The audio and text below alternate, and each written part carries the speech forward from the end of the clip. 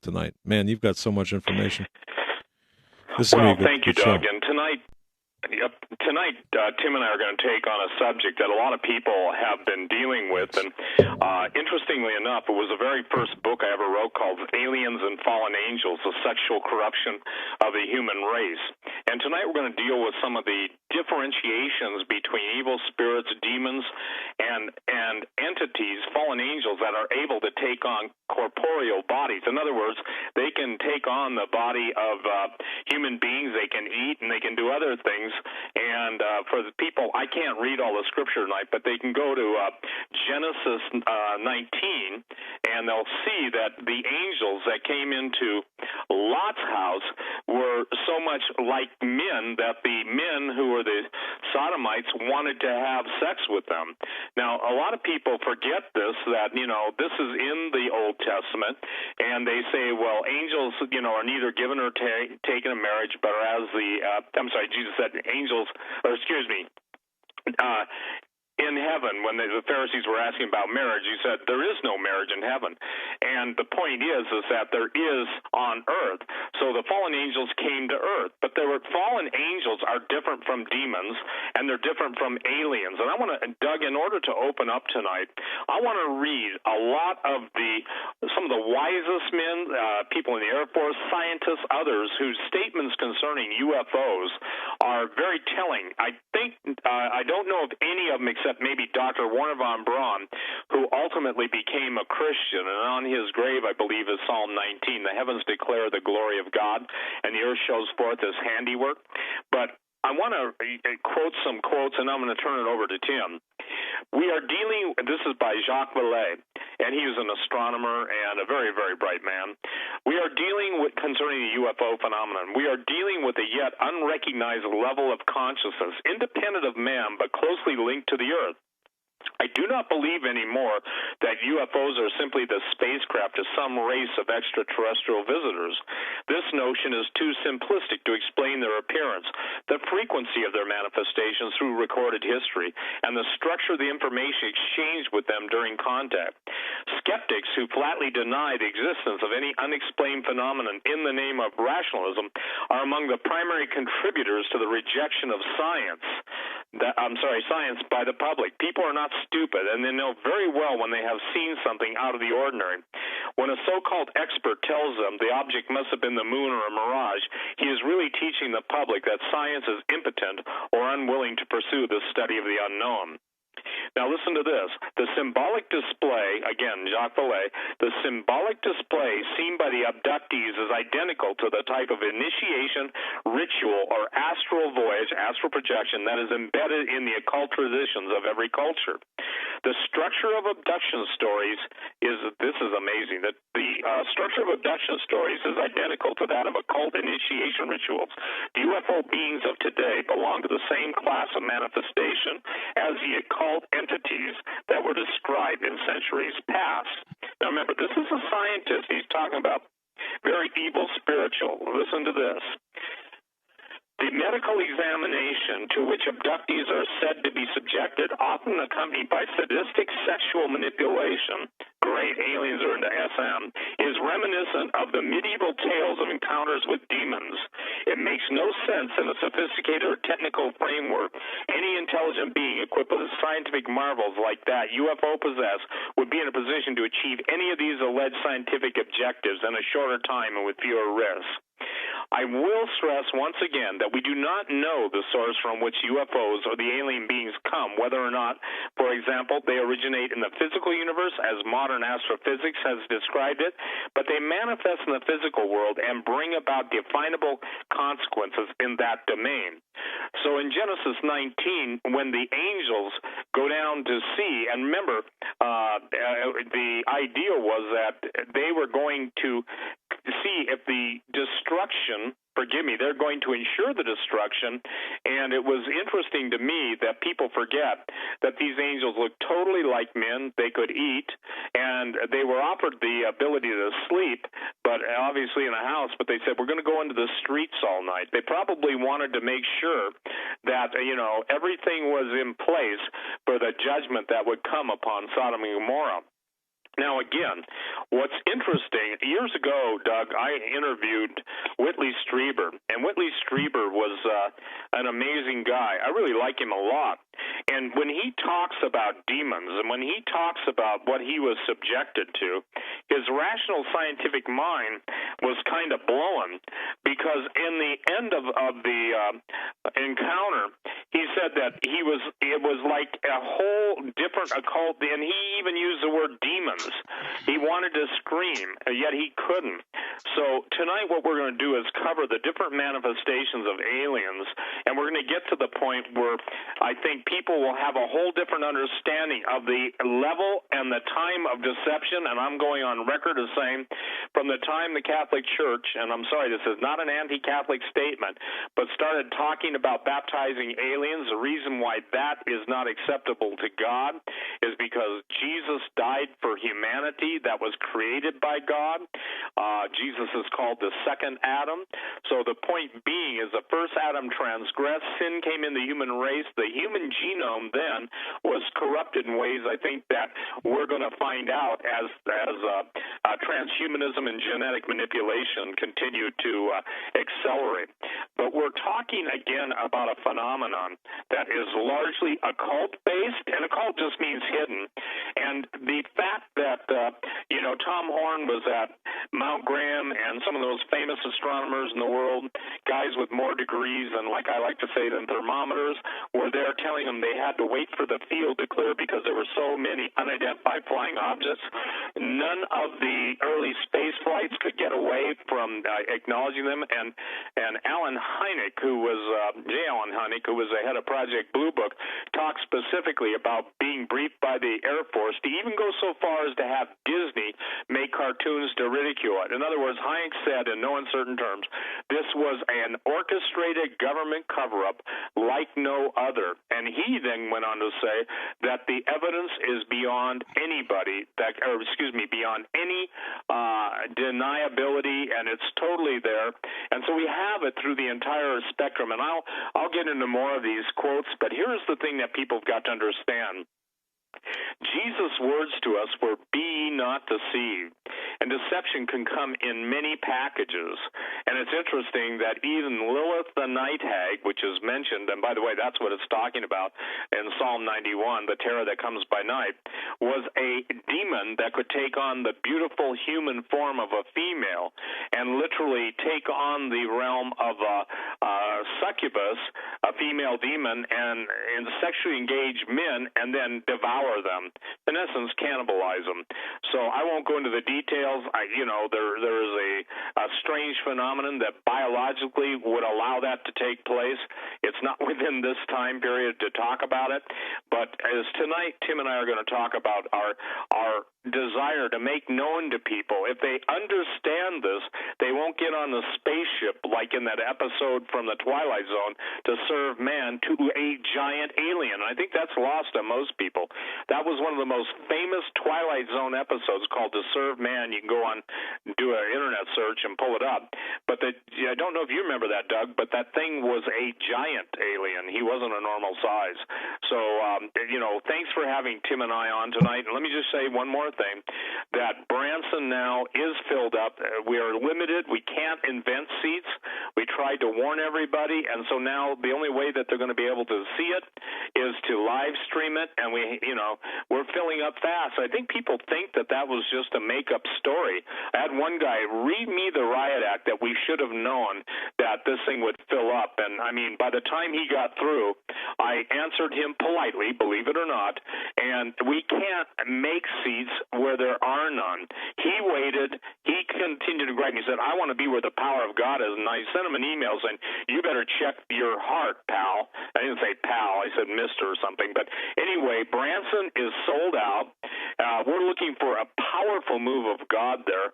And some of the most, I would say this, cutting-edge, reality-based, biblically accurate, and important information for people to be able to understand the gospel, understand the nature of spiritual war, and understand how the future is now. And the future is here. Go ahead, Tim. Well, thank you for having me on, gentlemen. There's a lot of misconceptions floating around concerning the UFO question, concerning aliens, especially among Christian communities. This is an extremely serious topic. The question of UFOs, the question of aliens, as it spills over into the topics of transhumanism, post-humanism, it's deadly serious. This is not a trivial topic. This is very important information, and it's very important to make sure that we are processing it properly, that we're not over spiritualizing the situation, and that we're not falling into the space brothers are our friends lie either. So I like to come down on this topic in the most rational position possible. And for me, this began, I was studying UFOs and aliens for a while, some years ago. And I've said this on your show before, Doug, but I'll say it again for those who haven't heard, because I'm not just somebody who's studied UFOs and who's just sort of has a hobby of looking into this kind of stuff.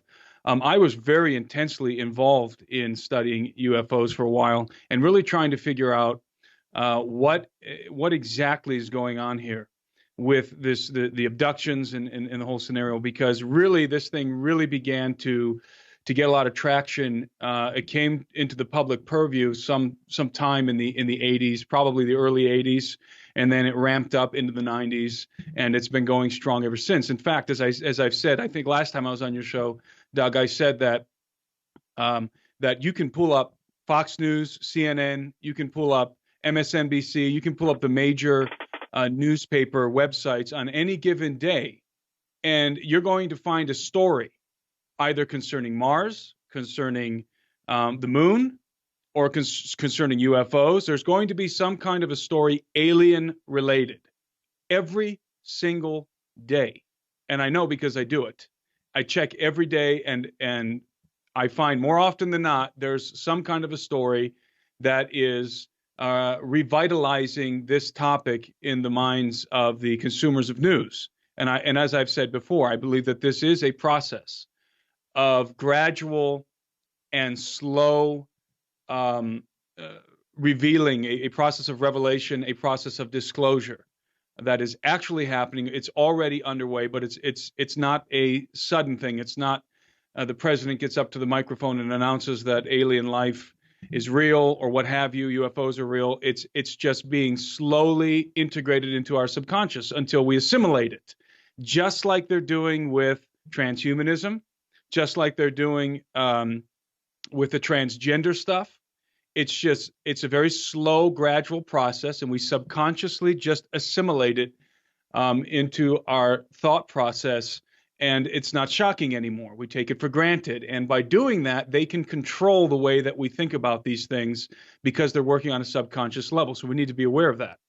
But while I was in the midst of studying the UFO topic every single day, and really, as I said before, really trying to get to the bottom of it, I was actually involved with my brother-in-law, trying to work out the mechanics of how UFOs fly based on other people's research.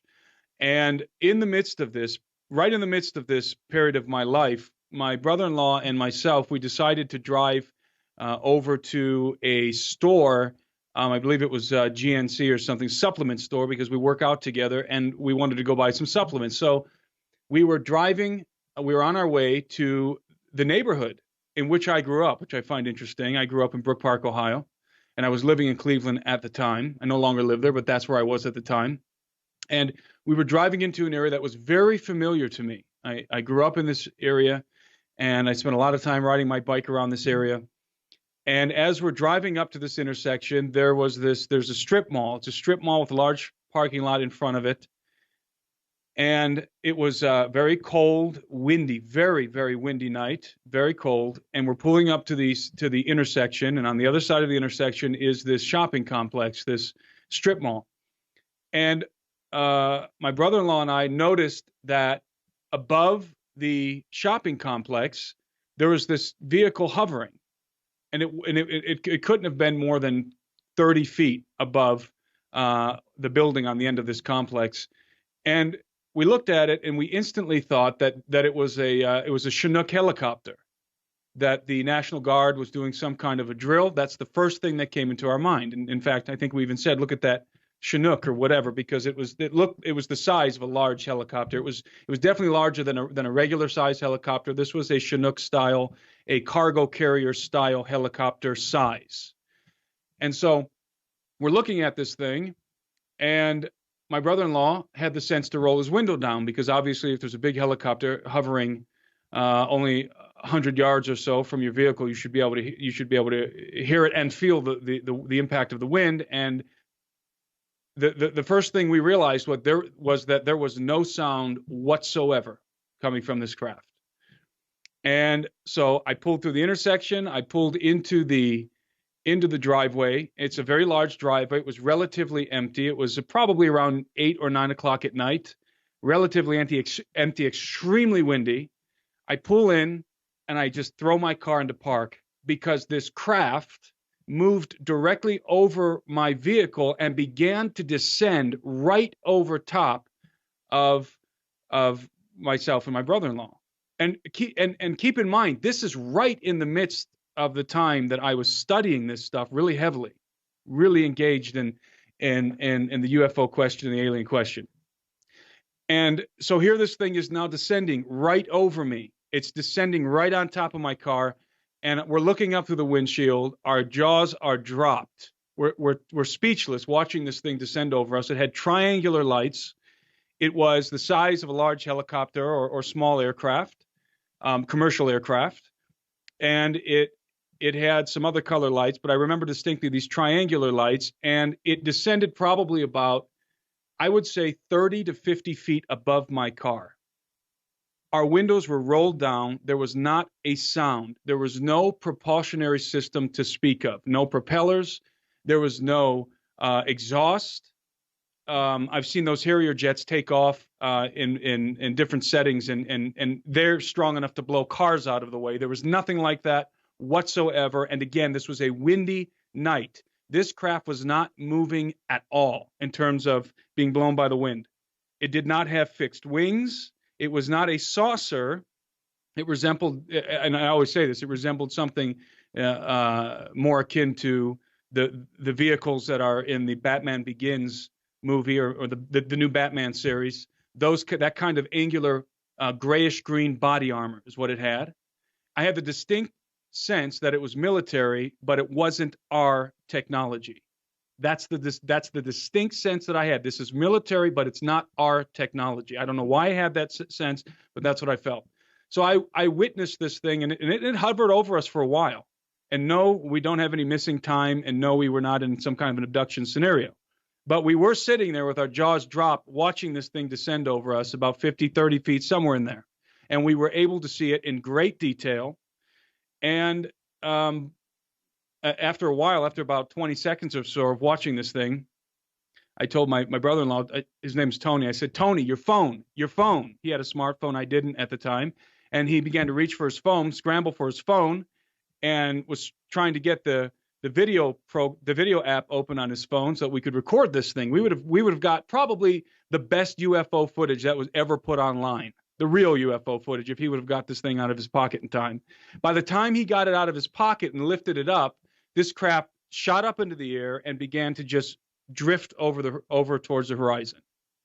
So the reason why I say that is because, again, I was in the midst of studying this. I'm approaching all of this, of course, from a biblical worldview. Most of you know I am a believer in the gospel of Jesus Christ. And so I'm not involved in the New Age or anything like that. And here I am put in a position as I'm studying it to actually see it with my eyes very close to my car with a witness sitting next to me. So no, I wasn't dreaming. I've never smoked pot in my life. I've never even been drunk. And I'm only saying that to show you that I was in a proper state of mind. And I witnessed this thing in real time. And I can tell you without a shadow of a doubt, for those of you who might still have doubts concerning UFOs, this technology exists. And furthermore, our military is in possession of it to a degree. And there is no question in my mind that technology that I saw was not our technology. It might have been incorporated into a military black project, and we might now have craft that are using that technology, but it did not come from us. It came from something else, from some other source. And it was as advanced as everything you've ever heard or everything you've ever read. It's as advanced as the kind of stuff that Steve Quayle has been talking about for many years. And so I am here to verify that it is absolutely true. I'm not a second-hand witness. I am a first-hand witness. I didn't see a blink in the sky or some saucer floating distantly on the horizon. This sucker was descending right over top of me. So, and I said that just to, for those of you who may still have doubts concerning the whole UFO question, you should not doubt. This technology is real, and we are now in possession of it. And the real question is, and we can get into this later if you want, Steve. The real question is, what kind of Faustian bargains did we have to make in order to get that technology? And that's a bit of a rabbit hole, but it's part of the problem, because we're heading rapidly into the genetic age. I always say this: we're heading into the hybrid age. And there's no denying it, and there's no stopping it. Humanity is running out of time, genetically speaking. I talked about that last time I was on your program, Doug. And that is why we're seeing a surgence, not a resurgence, of, actually, I guess we can say a resurgence if we think about the antediluvian age. We're seeing a resurgence of this of the hybrid paradigm, and furthermore, something called transhumanism, which most of you are probably quite familiar with. At this point, human beings are soon to radically redefine what it means to be human. And the technology is now in place to do that. And the reason why I'm right off the bat here linking this UFO phenomenon to transhumanism is because they are intrinsically connected. These things are intrinsically connected. By the way, the UFO phenomenon has been going on for a very long time. For anybody that's done any in-depth study on the UFO question into ufology, will discover this very quickly. I mean, there's reports of flying ships and flying saucers that go back way back into the 1800s to 1700s. So even the time of Columbus and beyond. So. This isn't something new that's happening, as Steve was quoting Jacques Vallée there in the beginning. But what we do need to understand is that we have seen an acceleration of this activity in the last century, and there's no question about that. And when I say the last century, what I mean is from the beginning of the 20th century until today, there has been an increase in UFO activity in the earth, alien abductions, and all kinds of high strangeness happening all over the planet. Now, there's something else that had an acceleration during this period of time. There's something else that was advancing, that was progressing concurrently with this acceleration of the UFO phenomenon, and that is the occult. The occult was also burgeoning at the same time.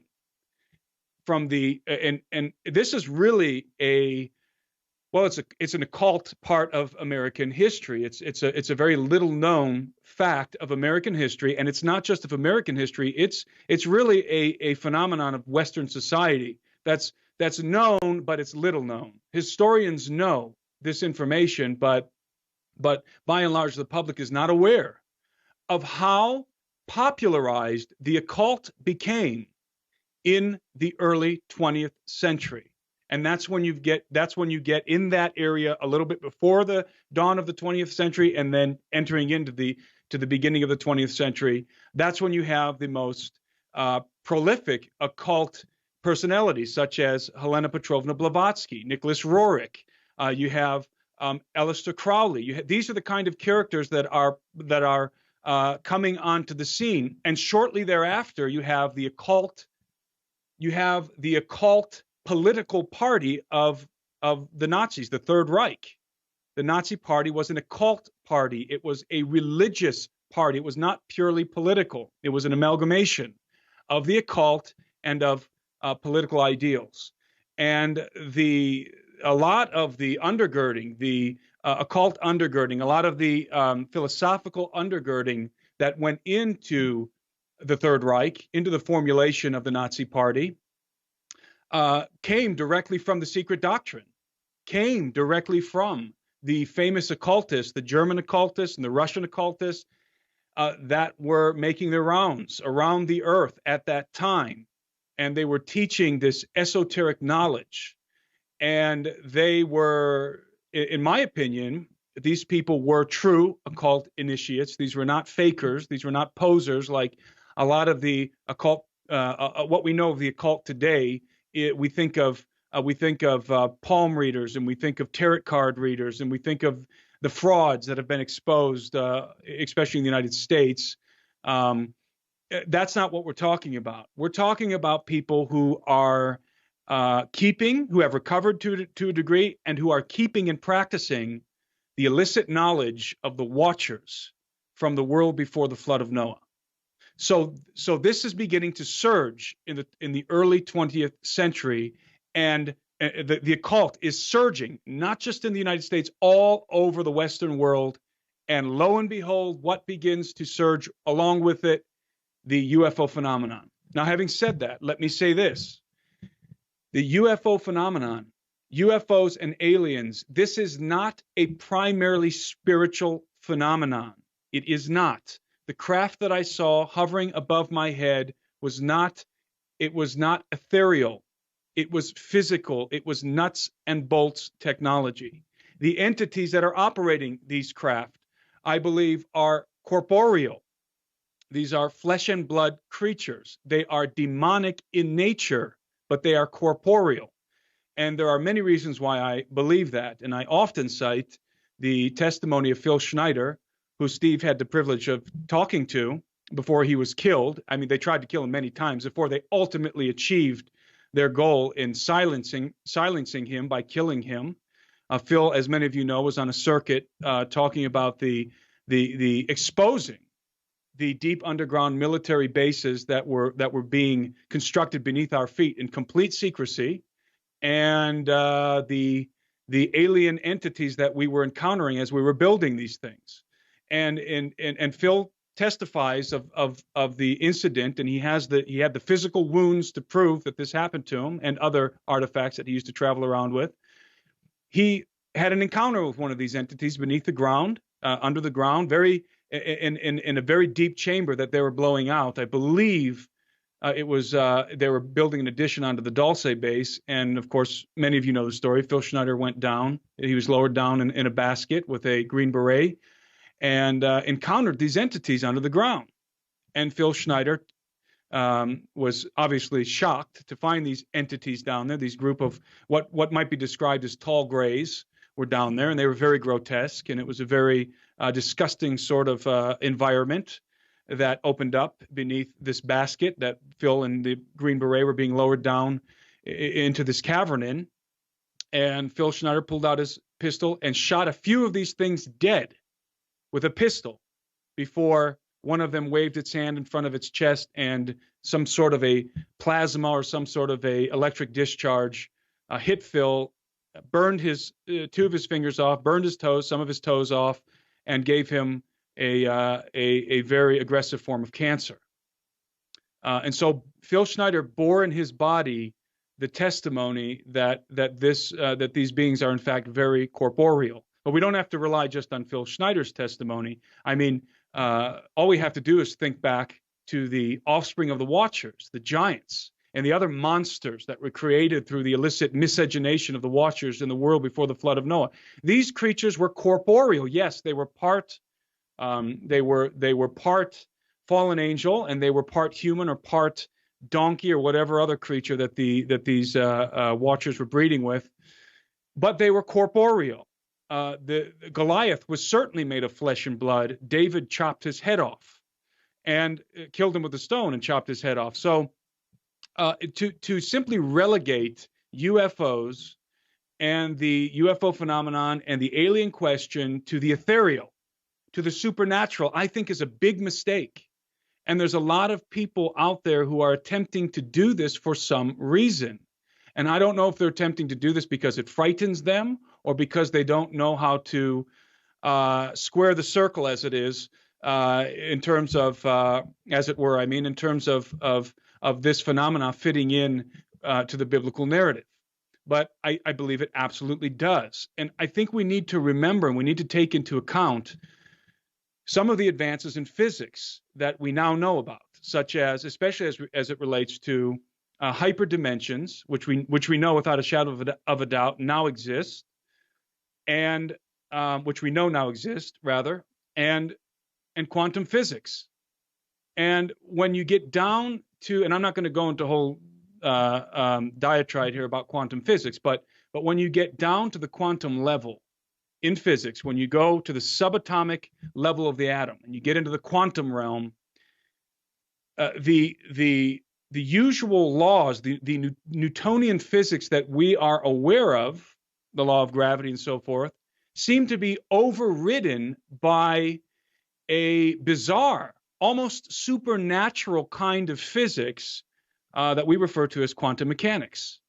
And so there is a point at which the corporeal, the physical, and the spirit, and what we consider to be the spiritual, the supernatural, come together in the fabric of time and space. And so I think we even need to reconsider the way that we think about the supernatural. I like to think about it as the hypernatural. We are living in the totality of creation. We are living in a creation of multiple dimensions, but we can only perceive 3 of them.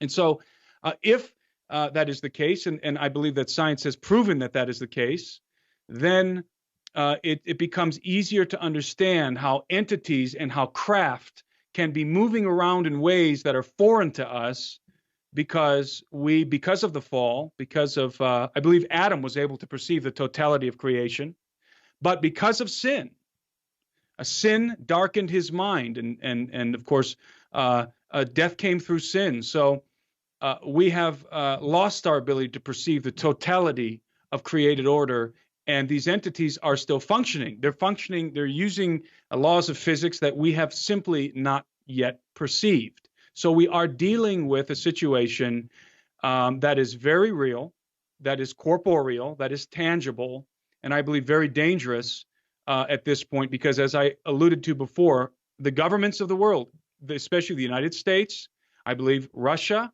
and some of the other first world nations have made Faustian bargains with these non-human entities.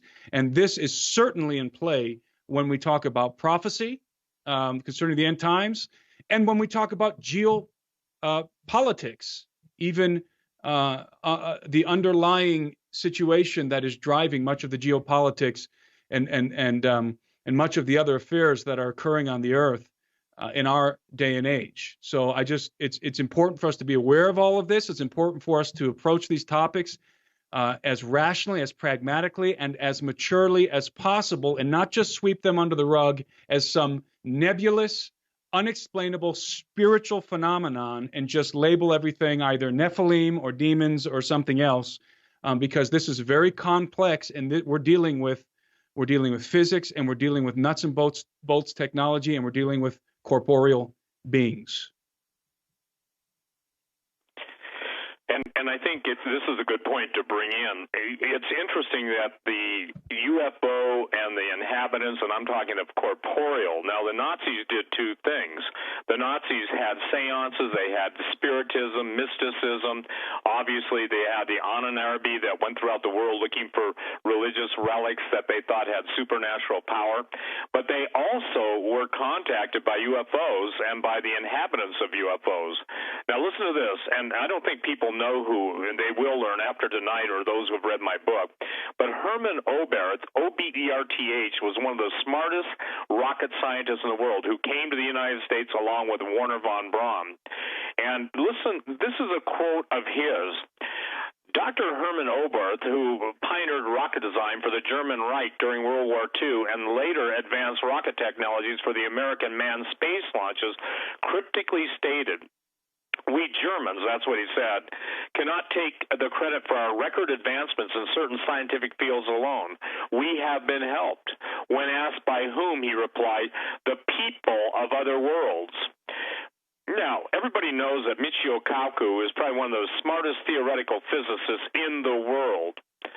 And here's what he said. In my mind, there is no question that they're out there. My career is well established. My textbook are required reading in all the major capitals on planet Earth. If you want to become a physicist to learn about the unified field theory, you read my books.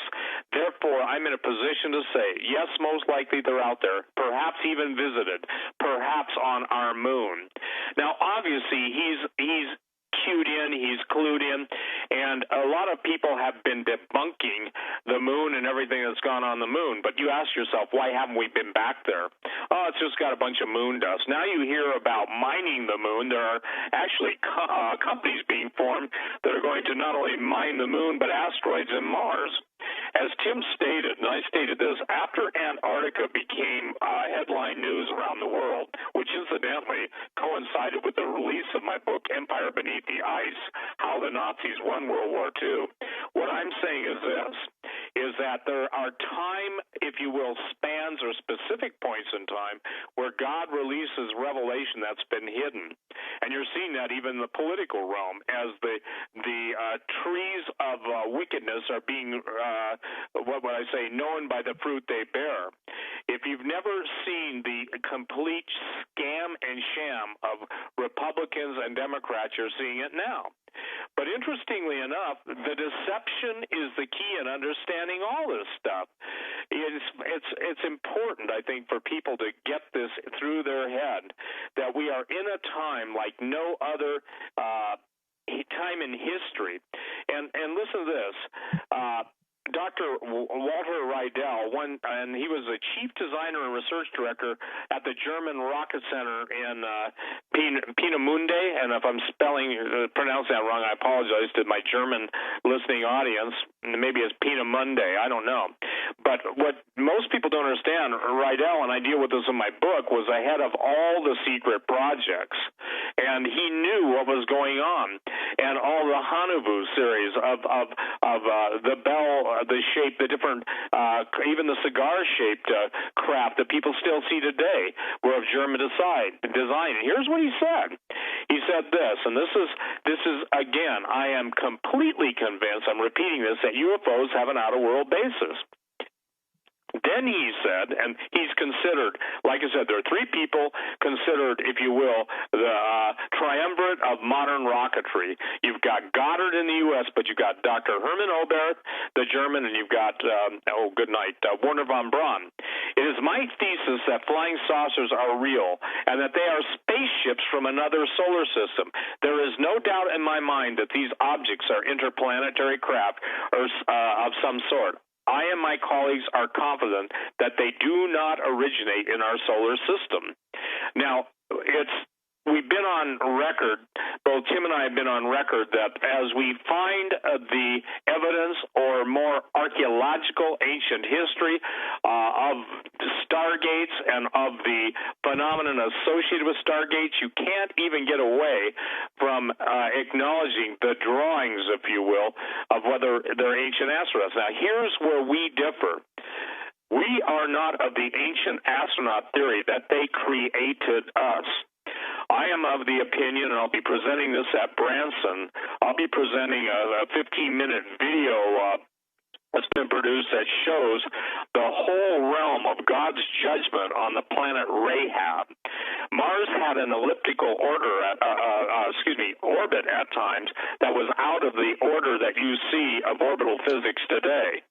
So if the ancients could detail in so much clarity as far as 700 years before Jesus, then I'm going to start using BBOJ, before the birth of Jesus, and I'm going to start using AROJ, after the resurrection of Jesus, not before Common Era, etc. You know, the idea is this, that we have so much evidence in history, ancient history, of the very things that Tim is talking about. Now listen, people know the difference when something's spiritual versus something's physical. Those of you familiar with Gallatin Valley, Bozeman, if you go out at Four Corners, which is basically the intersection of different highways, and head up US 91 towards Big Sky and then on to West Yellowstone. My wife and I were coming down about 10 years ago, maybe 15 years ago now, at the Squaw Creek turnoff. The Squaw Creek turnoff is kind of a stone bridge that goes over to a place called Squaw Creek. There's a Forest Service cabin. And we looked up to the right as we were driving down the canyon, headed north towards Bozeman, and there was a giant column of light that had to be 3 miles wide. It was almost as coherent as a laser beam, but it was something that you'd only see in a movie, special effects. And it was absolutely making no noise. So I said to my lovely wife, let's cross the bridge and go look at it. To which she said, are you nuts? And I basically yielded to probably her wisdom. But so many times, Doug, I've been in the night vision business, and I used to have a photo store, sold really high-powered telescopes. I mean, high-dollar ones, beyond 14-inch Celestrons.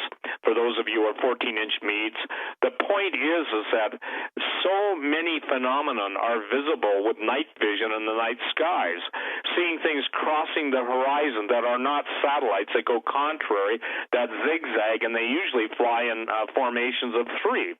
So now let me tell you a story that happened during the radio career, and a lot of people may remember this. I was about to bring on, and I won't name him, a very well-placed special operations general who basically has got magic and cosmic clearance, and he's the guy that decides who gets it.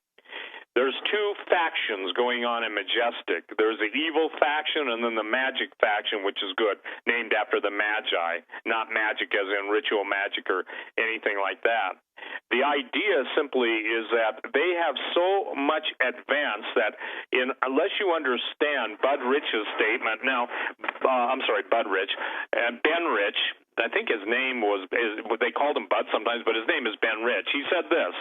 Now, he was the second director of Lockheed Skunk Works, which makes all the secret stuff and reverse engineers everything. We now have technology to take E.T. home. Well, why would you have to take him home unless he was unless he was landed and stranded here? And he said there are 2 types of UFOs, the ones we build and the ones they build. We already have the means to travel among the stars, but these technologies are locked up in black projects and would take an act of God to ever get them out to benefit humanity. And then he goes on to say, when asked how do these UFO propulsion systems work, he said, let me ask you, how does ESP work? The questioner responded, all points in time and space are connected. Rich then said, that's how it works. So back to the general. I don't know, Doug, if you remember, I think you and I were making friends about the time that relationship was ending. But I can tell you this, Hawk was very much involved in this. There were people that were eyewitnesses. Diana, you remember this if you're listening. There were others who were basically given get off the planet patches, and you may have a really hard time to believe that. But anyway, the technology that they possess is so far in the future that the statement was as far back in time as you can imagine. That's how far in the future we already are. So the Saturn space program, the space shuttle, all the stuff you see as the visible representation of the National Aeronautics Space Administration, or as some people call it more correctly, never a straight answer. The idea simply is this: that was for public consumption. When you want to figure out where all the trillions and trillions of dollars have gone, they've gone into black projects. Those who have been very vociferous about Stargates, I know 2 people that have been through them. Actually, more than that, but I know 2 that I can call up now. The other ones I can't talk to anymore.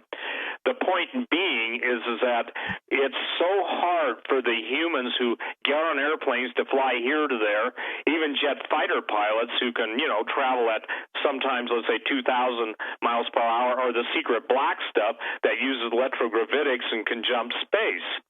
So when you hear somebody that's in charge of the most sophisticated technology that we know to possess, and they're talking about there's two types of technologies, reiterating Herman Ober and one of the three most important people in modern rocketry, when you go in and understand that the Vimanas of ancient Indian legends and also historic narratives really existed, and you're talking about nuclear war, actual nuclear war on planet Earth, even as the vitrified glass of the different above-ground nuclear tests have, it's going to be pretty mind-blowing to people as God reveals the true history of the world. Because now what you're seeing in this country, all truth is parallel. The heavens declare the glory of God, and the earth shows forth his handiwork.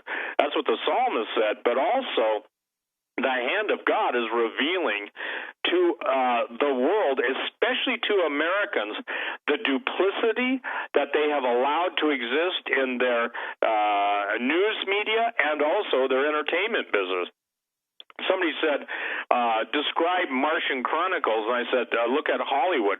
For the record, I have a motion picture degree and a still photography degree, just in case people wonder. I had one guy demand to know where I went to college, and, the point being, I went to MSU Film School, and the requirement for us was to pick a field of movies that were our favorite. Obviously, I took science fiction.